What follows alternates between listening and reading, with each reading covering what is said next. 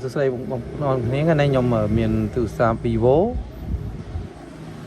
ដើមនៅវាខូចទូរស័ព្ទឡើងធ្វើការផ្លាស់ប្ដូរវាដោះវាស្រួលទេទូរស័ព្ទនេះដោះកញ្ចក់បណ្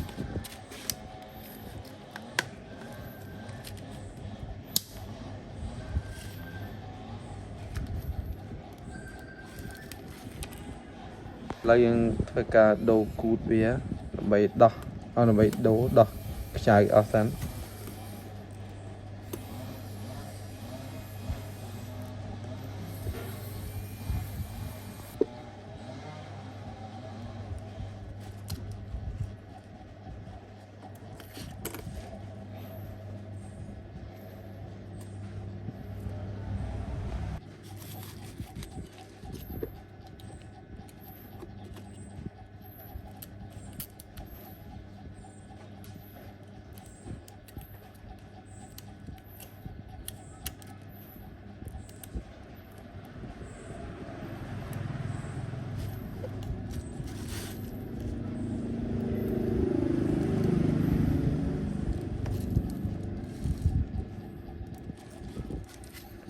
តែមើលចូល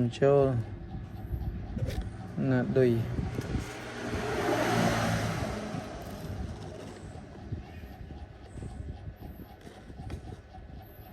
ចូលហើយ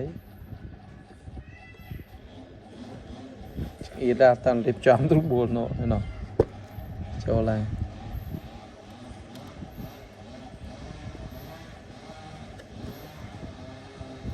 តែមិនទុះសិនណា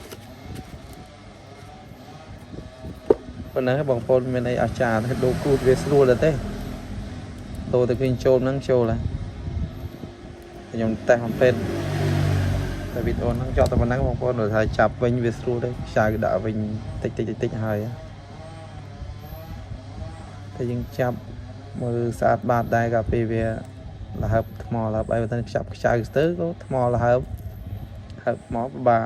ដោះមើលថាថ្មីដែរ